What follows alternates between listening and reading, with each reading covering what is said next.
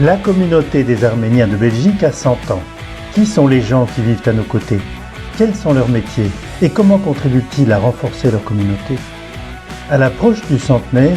Arminé Hareyan et Nicolas Tavitian vont à la découverte des parcours de toutes ces personnes. Ce sont nos invités eux-mêmes qui choisissent les invités de l'émission suivante. Écoutez l'émission 100 ans de parcours arménien en Belgique sur la radio Belgahai tous les mardis et vendredis à 18h30. Ողջույն սիրելի ունկնդիրներ, եթերում հայերի հարյուրամյա ուղին Բելգիայում հաղորդաշարն է եւ նրա հիմնական վարողներ Նիկոլա Տավիցյանը եւ Արմինե Հարեյանը. Bonjour et bienvenue sur 100 ans de parcours arménien, votre émission sur Belgahai avec Arminé Hareyan et Nicolas Tavitian. Մեր տաղավարում այսօր մենք հյուրընկալում ենք երիտասարդ երևանցի, բրյուսելաբնակ երևանցի, հաղորդակցության մասնագետ եւ լրագրող Վիկտորիա Մուրադյանին. Aujourd'hui, nous avons le grand plaisir d'accueillir quelqu'un qui est originaire de Yerevan et qui habite à Bruxelles, qui est spécialisé dans le domaine des sciences politiques, des institutions européennes. J'ai nommé Victoria Mouradian. Ողջույն Վիկտորիա. Ողջույն Արմինեն Նիկոլա. Bonjour Victoria. Շնորհակալ եմ հյուրընկալության համար. Merci pour l'accueil. Երևի սկսենք, որ դու պատմես քո մասին, ով ես, որտեղից ես գալիս. Արմատներով թե Նաև որտեղից են սերում քո արմատները, այո. Շատ լավ։ Ես Երևանից եմ, արմատներով հայրական կողմից Կարսից եմ, շատ տեղեկատվություն չունեմ իրականում, որովհետև պապիկից չեմ տեսել ցավոք ու տատիկս լիքը բան արդեն չի հիշում։ Միշտ ափսոսում եմ, որ ավելի երիտասարդ տարիքում չեմ հետաքրքրվել տոհմածառով փորձել են կազմել, բայց այսօր կապը ավելի շատ իմ մայրական կողմի արմատների հետ է, մայրս ապարանից եւ Տավուշի մարզի Գետահովիտ գյուղից է, հավանաբար երևի ամենաջերմ վայրը ինձ համար, որ ասում են գյուղ են գնում, այդ Գետահովիտն է, ամեն տարի անհամբերությամբ սպասում, երբ պետք է գնանք հարազատներին այցելենք. Տեղի օդը ուրիշ է, տեղի հացն է ուրիշ, բնությունը, անտառները։ Ես այս պահին աշխատում եմ Բրյուսելում, Եվրոպական պարլամենտի լիբերալ դեմոկրատ ֆրակցիայի քաղաքական հիմնադրամում պես հաղորդակցության մասնագետ, նաև եվրոպական մեդիա հարթակի European Correspondent-ի գլխավոր համախմբագին եմ հունվարից անցած տարվա ընթացքում կոորդինացնում է Արևելյան Եվրոպայի լուսաբանումը, որ մեջ նաև ներառվում է Հարավային Կովկասը եւ Հայաստանը, բայց այս տարուց ավելի մեծ մարտահրավեր եղավ ամբողջ տարածաշրջանի Եվրոպան կոորդինացնել. Si on peut faire un pas en arrière, explique-nous comment tu es arrivé à Bruxelles, comment tu as pris la décision de venir à Bruxelles, qu'est-ce qui t'a attiré ici et comment s'est passée la transition? 2020 թվականից եմ Բրյուսելում, ուրեմն դրանից առաջ ապրում էի Ֆրանսիայում 2 տարի, 18-20 թվականներին այնտեղ սովորում էի, անում էի մագիստրոսական ծրագիր հաղորդակցության եւ կառավարման ոլորտում, եւ աշխատում էի ավիաարտադրող ընկերությունների ինդուստրիալ արդյունաբերական ոլորտում, բայց հետո COVID-ը եկավ եւ բոլորիս կյանքը շրջեց ու ին ոլորտում բավական մեծ կրճատումներ կային մասնագիտական, հասկացա, որ տարին երբ ավելի լավ կանցնի ու սովորելով քան աշխատանքի փնտրտուքներով եւ փակված Փարիզում, որը շատ ճնշող էր, ու բարեբախտաբար այդ տարի Եվրոպայի քոլեջից թոշակ ստացա, կթոշակ, որը ինձ հնարավորություն տվեց տեղափոխվել Բրյուգե եւ սովորելու միջազգային հարաբերությունների եւ դիվանագիտության ոլորտում, այդպես մինչեւ ավարտել աշխատանքի առաջարկ ստացա եւ որոշեցի մնալ Բրյուսելում. Arrivé à Bruxelles en passant par Bruges alors. Oui, Emma Helen. Եթե վերադառնանք քո աշխատանքային գործունեությանը, երբևիցե հնարավորություն ունեցել ես աշխատանքի բերումով առնչվելու հայկական հարցերին, Հայաստանին վերաբերող հարցերին կամ ներկայացնելու դրանք։ Անձնական հարաբերությունների մակարդակում բնականաբար թեկուզ աշխատանքի վայրում անդադ խոսում Հայաստանի մասին, մեր մշակույթի, մեր պատմության, մեր Համասյանի, մեր Փարաջանովի, մեր Տոլմայի, բայց այդ մակարդակում իհարկե ավելի հեշտ է ներկայացնել քո հայրենիքը, որտեղից ես գալիս, Բայց իհարկե Բրյուսելը քանի որ ԵՄ կենտրոնն է, այստեղ լինելով հնարավորություն ունեմ միջոցառումներին անձնապես մասնակցել, ոչ թե on-line, միանալ օրինակ Եվրոպական պարլամենտում տարբեր կոմիտեների հանդիպումներին, գուցե տեսնել որևէ մարդկանց, ովքեր աշխատում են Հայաստանի թեմաներով, հաճախ կիսվում իմ տպավորություններով հաճախ լսում եմ իրենց, թե իրենք ոնց են պատկերացնում իրավիճակը եւ ինչ առաջարկներ ունեն մեզ համար բայց երևի թե հաճախ նաև եղել է որ ինձ են մոտեցել հարցրել կարող ես բացատրել ինչ է կատարվում որովհետև մեդիայում մի քիչ ավելի դժվար է հասկանալ ինֆորմացիան հակասական է ուզում ենք հենց տեղից մարդուց իմանալ բայց հիմնական ոլորտը որ աշխատում Հայաստան ներկայացնելու առումով ինչ որ դա եղել անցած տարվա ընթացքում European correspondent-ը, որը հնարավորություն տվեց իրականում լրագրողական թիմ հավաքել տարածաշրջանից ու Հայաստանից ու օբյեկտիվ ինֆորմացիա բերել Եվրոպա, քանի որ այստեղ շատ մեծ պակաս կա թե Բրյուսելում, թե տարբեր երկրներում օբյեկտիվ ինֆորմացիայի, իրադարձությունների ճիշտ լուսաբանման եւ կարծիքով մեծ աշխատանք են կարել հայ լրագրողների հետ վրացի նաեւ ադրբեջանցի ինչու՞ չէ որպեսզի ներկայացնենք տարածաշրջանը ու Հայաստանը ու թե այնտեղ ինչ է կատարվում On a oublié de prévenir nos auditeurs que l'émission d'aujourd'hui se ferait principalement en arménien, donc la seule composante de français, ce sont mes questions aujourd'hui. Alors, les questions suivantes concernent les institutions européennes. Donc, comme tu le disais, comme tu l'expliquais, tu es au cœur même des institutions européennes, tu baignes dedans, tu as même une formation en affaires européennes au collège de Bruges. Donc, tu es la bonne personne à qui poser la question suivante, qui est quel est le destin de l'Arménie en Europe? Est-ce qu'un jour l'Arménie rejoindra l'Union européenne? Est-ce qu'elle devrait rejoindre l'Union européenne?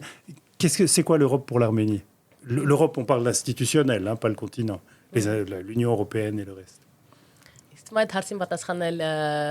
ինձ համար շատ օբյեկտիվ չլինի, որովհետև ես Իսպանիան աշխատում եմ Եվրամիության համար գուցե եւ նաեւ ներկայացնում Հայաստանը ոչ պաշտոնական մակարդակում իհարկե բայց առաջին հարցը որ պետք է կարծում ես պահին գեմատեմակցությունից խոսել եմ մի քիչ միամտություն կլինի դա առաջնահերթություն չէ մեզ համար բացարձակ ու դա շատ հստակ տեսնում եմ որ հասկանում են թե Բրյուսելում եւ թե Երևանում կարծում եմ հարաբերությունները միշտ կարելի է բարելավել բնականաբար բայց մենք ունենք ավելի առաջնային խնդիրներ առաջին հերթին մեր հասարակությունը ինքնին չգիտի ինքը ինչ է ցանկանում այսինքն եթե մի կողմ դնենք եվրոսկեպտիկներին եվրոֆիլներին Հայաստանում էքսպերտներին այսպես ասած հայ հասարակությունը որտեղ է պատկերացնում իր ապագան չեմ կարծում որ դրա պատասխանը մենք ունենք Օրինակ կարող են բերել մեր հարևան Վրաստանին, որտեղ ովքեր մեզ նման հող են կորցրել, ըստ իրենց տարածքի 20% օկուպացված է Ռուսաստանի կողմից, բայց շարունակում են հավատալ իրենց եվրոպական ուղուն։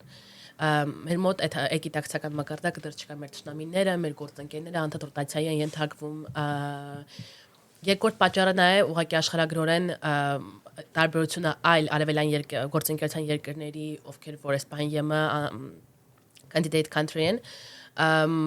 Ուկրաինան, Մոլդովան եւ Վրաստանը, որ իրենք ունեն մեկ հստակ ճշնամի, դա Ռուսաստանն է, ու դա չի հակասում արևմտյան երկրների եւ գործընկերների շահերին, հակառակը այդ համաձայնություն կա ինչ-որ առումով։ Մեզ մոտ ավելի դժվար է, որտեղ մենք ունենք ոչ բացահայտ հակառակորդ, որը որ Ռուսաստանն է, որը որ մեր գործընկերը պետք է լինի, բայց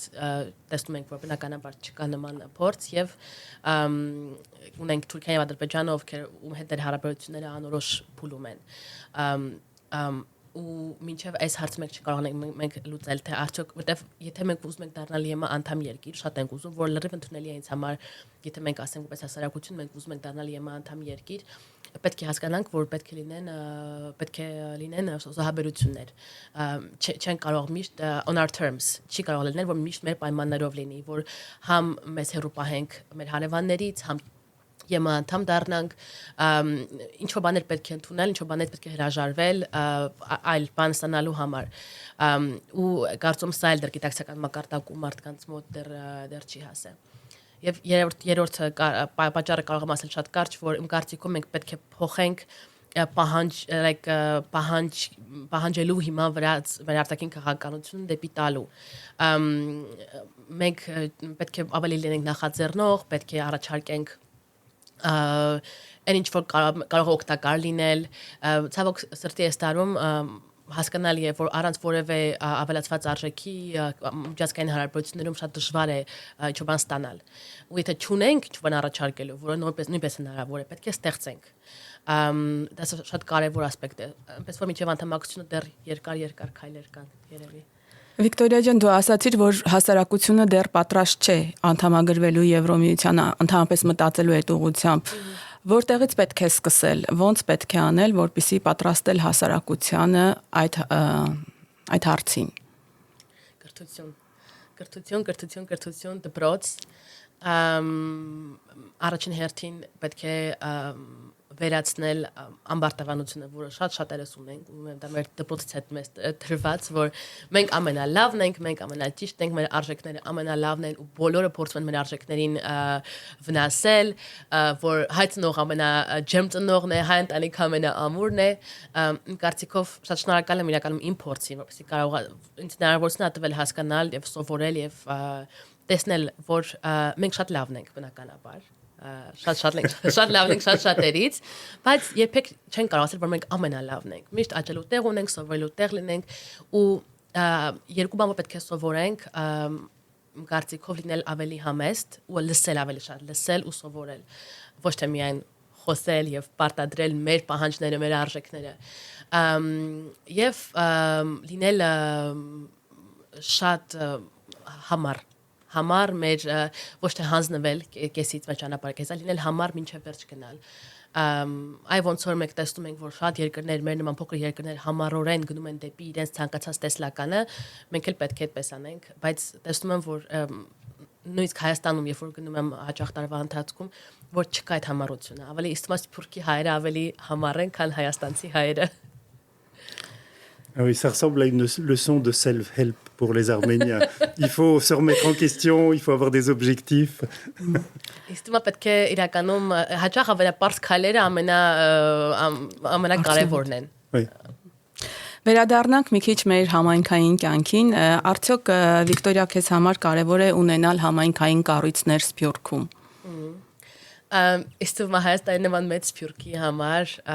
շատ կարևոր է բնականաբար։ Ես ունեմ այստեղ բավական Եվրոպայում ունեմ բավական շատ հարազատներ եւ ունեմ զարմիկներ, զարմույներ, ովքեր այստեղ են ծնվել մեծացել ու տեսնում եմ, որ իրենց համար հայություն սովորելու, հայերենով խոսելու հաճախ միակ հնարավորություն դա հայկական դպրոցն է կամ հայկական բարի երգի անսամբլն է, որտեվ հակառակ դեպքում իրենք գտնում են ֆրանսիական դպրոց կամ նիդերլանդական դպրոց ու դա հնարավորություն տալիս իրենց որպեսզի կարողանան համայնքի միջոցով կապը պահել դեռ իր ինքնության հետ բայց կարող եմ նաև նշել որ չի շատ քննադատական բայց միայն համակային կառույցներ ունենալը ինքնին դեռ հաջողության նշան չէ պետք է այդ կառույցները լինեն արդյունավետ, պետք է լինեն բաց, պետք է լինի ներդաշնակություն, հին սերնդի, նոր եկող սերնդի եւ նրանց ինտեգրացիա անելու մեջ կարծում եմ ու պետք է լինի ավելի շատ ներկայացուցչական ջիղ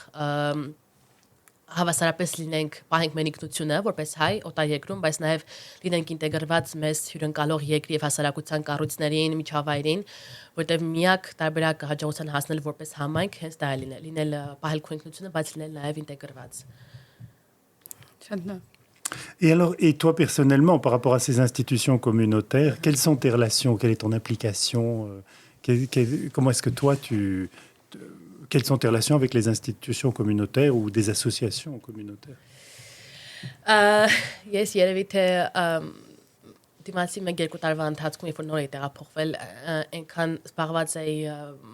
փորձելով կայունացնել իմ կյանքը, որովհետև շատ երկար ժամանակ ճանապարհի վրա եմ եղել եւ տեղափոխվել եմ անընդհատ ու ինձ համար դժվար էր միանգամից ներգրավել համայնքային կյանքի մեջ, բայց կարծում եմ առաջին տարվա ընթացքում ավելի շատ կապ կա միջոցառումներին գնալ, նոր ծանոթություններ ունենալ եւ թե իմ այստեղ լինելը դրա փոքրիկ ապացույցը կարող է լինել ցանկանամ ավելի շատ իհարկե համատեղ համագործակցություններ լինեն եւ ուզում եմ հատկապես իմ տեսանկյունից փորձել շփվել այստեղ նոր եկած ուսանողների հետ, ովքեր որ ինձ նման ճանապարհ են անցել եւ շատ տալու բան ունեն, ուղղակի պետք է իրենց ներգրավել լիք աշխատանքների մեջ։ Դա միայն սկիզբն է, հուսամ որ մոտակա տարիների ընթացքում ավելի շատ համագործակցություն կունենանք համայնքային կառույցների հետ։ Որպես լրագրության մասնագետ ես կուզենայի մոտավորապես այսպիսի հարց տալ ինչքան մեր համայնքային կառույցները այսօր ինչ պետք է անեն իրենց թերությունները վերացնելու եւ ավելի տեսանելի դառնալու համար հատկապես հաղորդակցության բնագավառում երբ որ մենք տարբեր միջոցառումների համար ուղարկում ենք լրագրողական press release բայց ոչ մի արձագանք չենք ստանում մեդիայից ինչ խորհուրդներ կարող եք տալ որպեսզի մենք կարողանանք բարելավել այդ ուղղությունը Շատ երկար խոսակցություն պետք է լինի իմ կարծիքով, բայց նայեք, չեմ կարող միանշանակ որևէ հստակ բան ասել այն կառույցի մասին, որը որ 100 տարի արդեն աշխատում է, ես դեռ այդքան ժամանակ չեմ ունեցել, որպեսզի ծանոթանամ աշխատանքին ու բոլոր նախագծերին, բայց ընդհանրապես մի քանի ընդհանրական դիտարկում կարող եմ անել, հավանաբար առաջին հերթին կարծիքով սփյուռքի համայնքները արտերկրում ունեն անցյալից ներկա մոտեցում միշտ դեպի անցյալից ներկա են նայում ոչ թե ներկայից դեպի ապագա կարծում այդ պետքա փոխվի մտածելակերպը մեր մեջ ու պետքա փորձենք նայել ավելի հեռուն պետք է փորձենք մեզ տեսնել մեծ big picture կոնտեքստի մեջ ու հասկանալ մեր դերը որն է Երկրորդը երևի թե կարող եմ ասել, որ այստեղ ամեն ինչ աշխատում է ոնց որ Հայաստանում, ազնական հարաբերությունների շնորհիվ, իսկ շատերից են ներկայացրել, որ ամենակ Հայաստանում է, որ ծանոթ բարեկամ, բայց այստեղ փոքր գյուղակ է, ոնց որ Երևանում ինչ որ առումով, որ ամեն ինչ աշխատում է ծանոթությունների հաշվին, պետք է շատ շփվել, պետք է լսել, մարդիկ սիրում են այստեղ, որ իրենց լսեն, ու պետք է գնալ հանդիպումների, որը ժամանակ ուղղակի անկեղծորեն փորձել կապեր հաստատել առանց որևէ բան իրարից պահանջելու կամ սպասելու եւ հետո այդ հարաբերությունները իրենց արդյունքը կտան այսինքն networking-ը միայն բիզնես քարտեր ունենալը չի քո դրամապանակում դա տարիների ընթացքում հարաբերությունները սնուցելն է հանդիպելը տահոգվել իր աջակցելը եւ հետո թեկուս լրագրողների հետ թեկուս կան գործիչների ինչ որ առումով տարիներ շարունակ այդ արդյունքը բնականաբար կզգացվի Եվ վերջին կետը երևի կուզենամ, որ մի քիչ ավելի քիչ կենտրոնանանք ցեղասպանության ճանաչման հարցի վրա, որովհետև շատ կարևոր է իհարկե, մանավանդ ես կարծիքս եմ ինձ համար հատկապես պետք է կարևոր լինի, բայց եթե ուզում ենք ներկա narrative-ի մեջ լինել, պետք է փորձենք դիպչել ներկա թեմաներին։ Ինչն անհանգստացնում օրինակ եվրոպացիներին, պետք է հասկանալ լավ կլինի climate change-ը, կլինի էներգիայի գները, կլինի artificial intelligence-ը, պետք է գտնել են թեմաները, որոնք անհանգստացնում են ոչ միայն մեզ, այլ նաև մյուսներին, եւ տեսնենք թե մենք ինչ արժեք կարող ենք բերել այդ թեմաների մեջ։ Օրինակ կարող եմ բերել Ուկրաինայից, որտեղ աշխատում եմ այդ ոլորտում, եվրոպացիների համար բավական մեծ կարևորություն ունի e-governance-ը, այսինքն on-line ստեղծել like application-ներ, որոնցով որ քաղաքացիները կարող են մասնակցել հանրային ծառայություններ ստանալ եւ նույնիսկ պատերազմի ընթացքում ուկրաինացիները առաջարկում են եվրոպացիներին, մենք այսպես ծրագիր ունենք, որը որ աշխատում է 19 միլիոն ուկրաինացի այդտեղ գրանցված է, իրանց ID card ունի, ցանկանում եք մենք կարող ենք սովորեցնել թե ոնց ծրագրով աշխատել, ոնց դա ներառել ձեր հանրային ծառայությունների ոլորտում կամ այլ հարց օրինակ քաղաքացիական դերի մասին երկրի ռեֆորմների ժամանակ նույն ձև պատերազմի ընթացքում իրենք դեռ չեն զլանում եւ բոլորին տեղեկացնում են նրա մասին որ մենք մեր քաղաքացիությունը այսքան ուժեղ է որ ամբողջովին դրթել է մեր ռեֆորմների գործընթացը եկեք մենք էլ սովորեցնենք ինչ կարող եք դուք անել այսինքն պետք է փորձել մնալ թեմայի մեջ Il faut suivre l'actualité. Alors, à propos d'actualité, comme tu le sais, la communauté arménienne de Belgique a célébré en 2023 son centenaire. Et c'est pour ça que ce programme, d'ailleurs, s'appelle 100 ans de parcours arménien. Ça n'était pas par hasard. Voilà, donc la communauté ici a 100 ans, les institutions communautaires ici ont 100 ans. Est-ce que ça t'évoque des réflexions ou des émotions particulières? Enfin, toi qui es arrivé il y a 3 ans seulement, qu'est-ce que ça te fait de découvrir ou lorsque tu as découvert que la communauté existait ici depuis 100 ans? Հորմյա գործնությունը բնականաբար հասկանում թե որ թվականից է սկսել շատ ցավալի է բնականաբար բայց կարող եմ ասել, որ չափազանց շնորհակալ եմ, որ մարդիկ, ովքեր այստեղ եղել են ինձնից, ձեզնից առաջ, կարողացել են պահպանել այդ համայնքային կառույցները ու այնպես անել, որ այսօր որով մենք հայկական ռադիոյի շենքում նստածել ենք եւ իր հետ զրուցենք։ Իսկ դա շատ մարդկանց նվիրումի, ազնական ժամանակի, ամբիցիայի եւ էներգիայի շատ մեծ դրսեւորումն է։ Ինձ համար Հարամի համայնքը ասոցացվում է ամուր կառույցների հետ, ամուր դպրոց, եկեղեցի, ոնց որ նշեցի ավելի առաջ հին եւ նոր սերնդների, սփյուռքի սերնդների ներդաշնակություն իր այդ աշխատանքի մեջ։ Ու ամենակարևորը երևի թե իմ կարծիքով որ ամենից պետք է ինքներս հասկանանք թե ինչ նշանակում հայ լինել ու պետք է ընտրենք մեր բանաձևը որովհետև մենք բոլորը շատ տարբեր ենք բոլոր տարբեր ուղիներ ենք անցել ու չկա մեկ հստակ բանաձև թե ինչպես պետք է լինել հայ սփյուռքում որոշների համար դա ուղղակի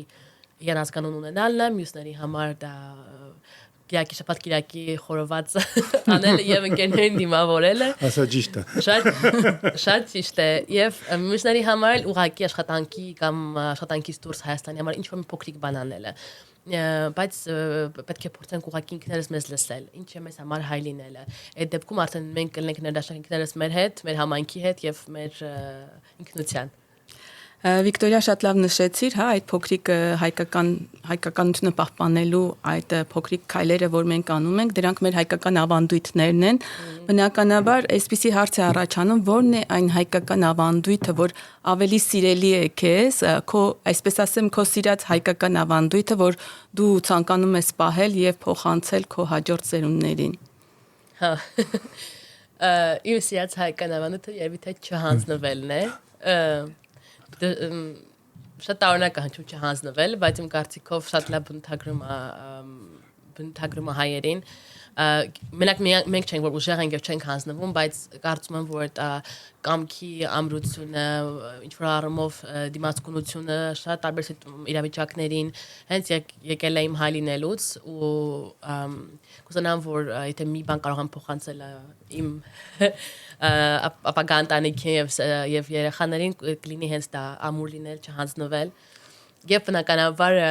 երկրորդ ավանդույթը հյուրընկալությունն է, որ շատ կարեւոր է մանավանդ մեր ընտանիքում մայրիկս անկախ տրամադրությունից, անկախ տարիներից կլինեն մութ ու ցուրտ թե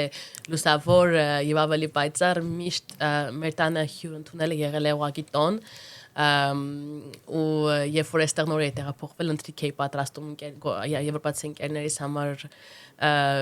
2-3 օր պատրաստվում էի առևտուր էի անում վայլն այնքան տարբեր ճաշատատակներ էի սարքում որ այդ մի ամիս կարելի էր դա ուտել իրենք գալիս էին ու ասում էին բայց ինչի ասում էի դե սա մեր համար նորմալ է իմ ընտանիքի համար սա նորմալ է ու հետաքրքիր որ իրանց համար անսովոր է բայց իրանք շատ նաև վայելում են դա ուշադրությունը հոգատարությունը ժամանակը որ դու ներդրել ես ինչ որ իրենց հյուրընկալելու համար Est-ce que une petite question supplémentaire sur cette question-là, est-ce que tu as ressenti en toi-même des changements dans ces 3 dernières années? Est-ce que tu t'es vu évoluer? Amen. Oui. Amen. De ce point de vue, du point de vue de ce que c'est que d'être arménien en diaspora.